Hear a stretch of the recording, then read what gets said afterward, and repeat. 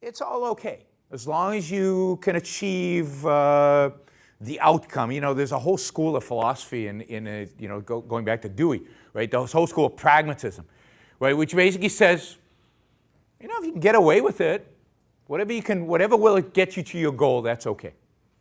Right? And self-interest, when you talk about people being self-interested, when we talk about people being selfish, that's the kind of image we have. Because when you say to somebody, you're selfish, do you mean that as a compliment? No. You mean that as a derogatory term. When we look at somebody and say, that person's selfish, what do we mean by that? We mean he's a what? What? Egotistic. Yeah, but what do we mean by that? What kind of behavior is he exhibiting when we say that? What's that? Do we really mean he's being successful? He's a taker. He's a, mean, lying, cheating, stealing, would stab you in the back if he thought he could get away with it. That's what we mean by it. But what does selfish as a word actually mean? What does the term mean? Yeah, taking care of self. Taking care of self, which is what you're all here to do, to take care of yourself, to make your lives better, to improve your diet, improve your physique. I mean, this is one of the few self-help kind of conferences that actually has a kind of philosophical component to it. But you're here to make your lives better. And yet that term, making your life better, being selfish, is associated with all this garbage. Backstabbing, lying, stealing, cheating, whatever it takes. Right? The symbol of being selfish today in America is Bernie Madoff.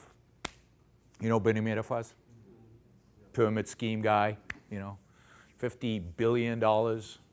So the notion is that selfish, and this is how words work, this is how concepts work. Selfish, i.e. taking care of self, equals Bernie Madoff. Who wants to take care of themselves if you're going to be Bernie Madoff? That sucks. I mean, we all know he's an evil criminal. He's a bad guy. So we've got Christianity over here telling you, take care of yourself only for the purpose of helping other people, and that sounds like a conflicting, contradictory message. It's not just Christianity. Everybody says that, right? It's secular philosophy. Everybody gives that kind of advice. And then over here is, yeah, but what selfish really means is Bernie Madoff. So I don't want to quite live for other people. I kind of want to make myself better for myself, but I don't want to be Bernie Madoff either, and it's a contradiction, right?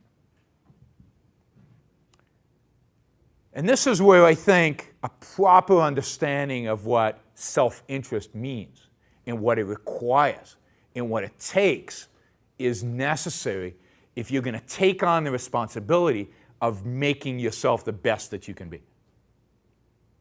Because the psychological traps that are involved in both of these are going to undercut you constantly.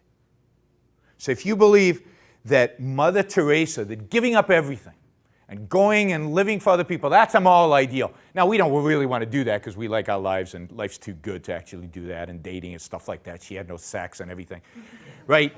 I mean, it kind of sucks being Mother Teresa, but she's a moral ideal. It does. I mean, and you read her diary, she was miserable. Miserable, miserable, miserable. She had a horrible life.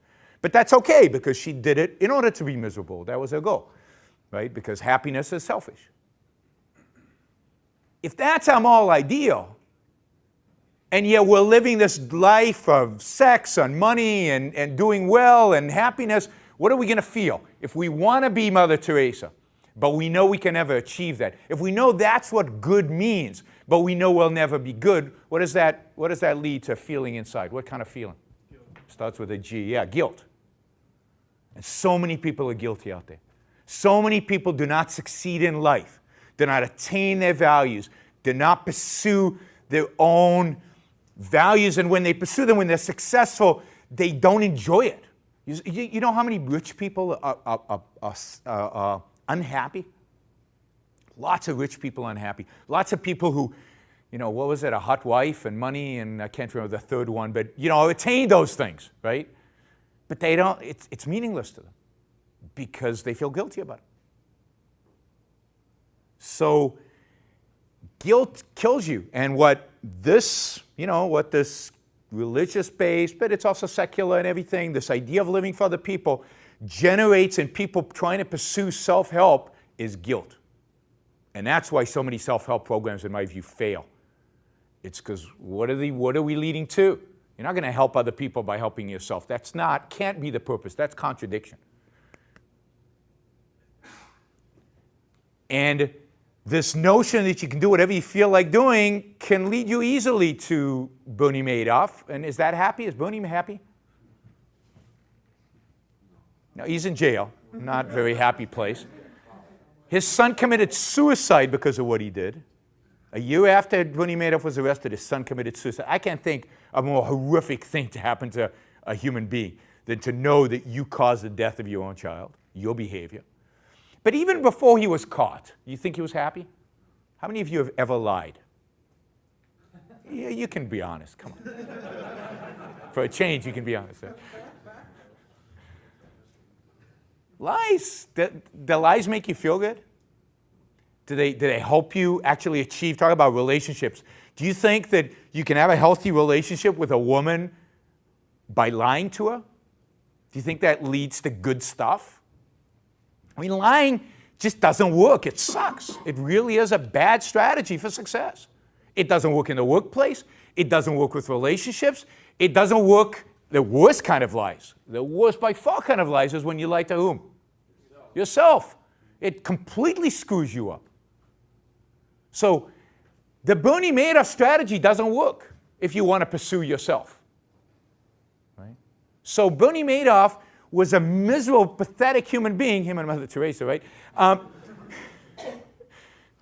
think that's true. He was miserable and pathetic before he was caught. He says today that he's happier in jail than before he was caught. And I believe him because he doesn't have to lie anymore. Lying makes you miserable. So this doesn't lead to happiness. This do whatever you feel like doing, whatever. This doesn't make you happy because you're always going to feel guilty because you're not actually pursuing other people's well-being. You're trying to make yourself better.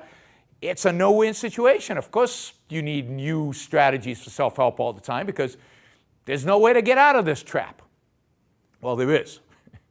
And Eric started to talk about it, and I think it's Ayn Rand's idea of what morality is really about, what goodness, what righteousness, what virtue is really about. And it's not about other people. When people tell you your purpose in life should be to help other people, the real question to ask them is very simple. It's 3 letters.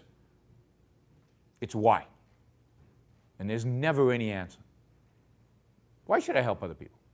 Why should my purpose in life be to serve others? Why? It's because somebody said so. That's the only answer that exists. But the real question is, we're all living beings. We're all living beings. Individual living beings. What should be our purpose as a living being? What is the purpose of every living being? There are no plants in this room. I would have pointed to a plant. But, what do plants try to do? You ever had a plant? I hope you have plants. Life is good, right? All life. Plants, you put a plant in the shade. What does it try to do? It tries to grow towards the light. Why? What's it pursuing? What's it trying to attain? Life. It wants to live. It's trying to figure out, trying to get the value that is required for its life. What is the value in this case? Light.